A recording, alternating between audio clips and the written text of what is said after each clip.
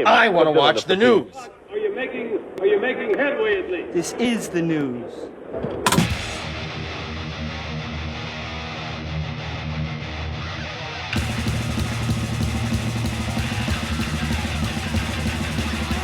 Oh my God, it's time for the only news that matters.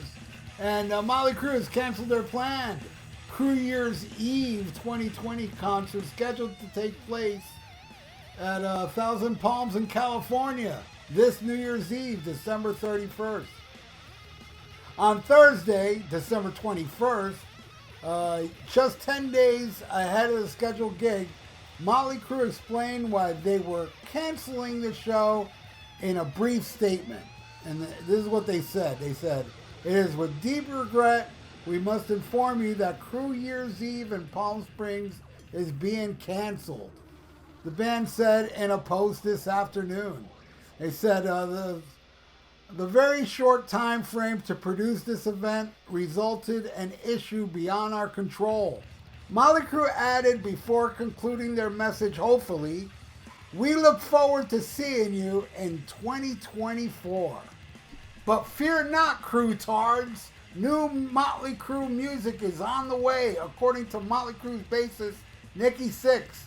The rocker also working on something with filmmaker Rob Minkoff, co-director of The Lion King." Now, the Crue-tards knew this was coming. After all, the band hit the studio with producer Bob Rock in April. Sixx and John Fives, Crue's new guitar player, has already been writing and collaborating together, including for the new Crue songs on 2019's the Dirt soundtrack, which sucked. In July, Mötley Crüe singer Vince Neil explained, "We went into the studio not too long ago, about 6 months ago, and recorded 3 new songs." Right on. Okay, first let's deal with this cancellation. All right, 10 days before the show, they announced, hey, we got to cancel it because of things that are out of control. Now, obviously, I mean, you don't have to be blind to see that the reason they canceled this was the lack of ticket sales. You know, you're playing an arena as Mötley Crüe. You don't have Def Leppard or any other big band to help you sell tickets. You're out there on your own now. And now you're seeing. That's it. I mean, Mötley Crüe, the only way you can survive is playing stadiums with another big band. I know Nikki Sixx has been trying to get Guns N' Roses. And I would be completely shocked if Guns N' Roses was to actually allow this.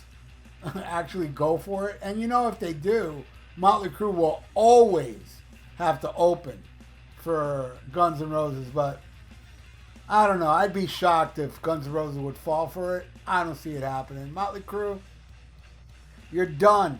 You're done as an arena act. All these people that saw the stadium tour, I'm telling you, man, the majority of the people that saw the stadium tour all said Mötley sucked. You know, I didn't go. I got off free ticket. I was like, no. After that bullshit farewell tour, which, you know, Alice Cooper was there and blew him away, and I was up on stage with Alice Cooper that night, but that's a whole different story. But my point is that Mötley Crüe did their bullshit farewell tour. They put up a contract that ended up being a bullshit contract, and they went out there and did a successful stadium tour with Def Leppard because, you know, the Dirt was almost fairly new. It wasn't that new. You know, it was new when they first announced the stadium tour, but then COVID happened, and they had to start a couple years later, but it still did successful. People went out and saw it around the planet. It did great. But Mötley alone, now, in 2023 and 2024, they're not going to play arenas anymore. They need to co-headline with some band, because Mötley Crüe is done. They're done. Something else that was shocked the hell out of me is the new music they're putting out next year, if it would be any good. I already heard what John Five can do with Mötley Crüe, and I was less than impressed. So it'd be shocking if they were to release something actually good next year.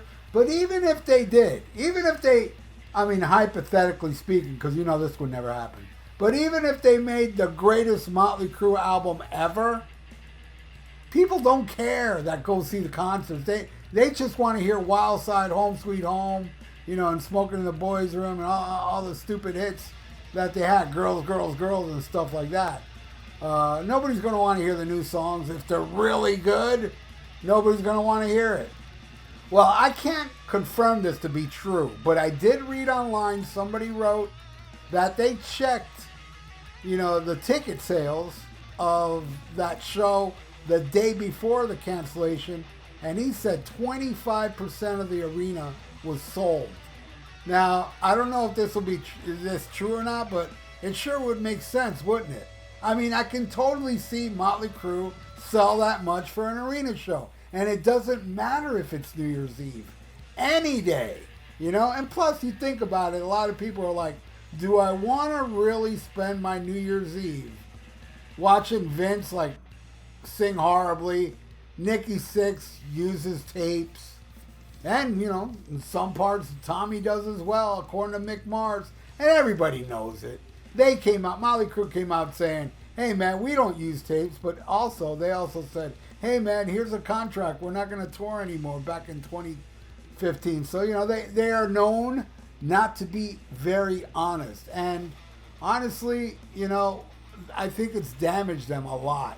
Where, all right, they go out there and play with Def Leppard and people will probably go, or Guns N' Roses, people would probably go, even knowing all the faults of Motley Crue. Because at least they get Guns N' Roses out of it, or Def Leppard, or whoever they co-headline with. But if they're going to go out there alone, with already everybody knowing they use tapes, Vince is horrible live, and you know, and Tommy and Nikki, they don't want to be there. They're doing it all for a paycheck. They ended Motley Crue in 2015 thinking that, you know, 6 a.m. was going to take off, and Tommy was like, I don't even care if my stuff takes off. I can't play this Motley Crue crap anymore. But now he has to, you know, because the solo shit didn't work for Nikki Sixx or Tommy Lee, and they need that income, man. So they go out there and they pretend, they fake it. It's just not for me. But hey, look at this show that was about to happen. 25% of people don't mind. They'll go see Motley Crue alone. What's that? A couple hundred people? On New Year's Eve, you're going to spend your New Year's Eve on that garbage? Incredible. Now, ex-Motley Crue guitarist Mick Mars has released Right Side of Wrong, the second single from his upcoming solo album, The Other Side of Mars. And, yeah, I listened to it, and it's not good. I will say one good thing about it. It was better than that first single, but that's not saying much, because that first single was horrible. But this one's a little more tolerable, but it's not what you would expect from Mick Mars.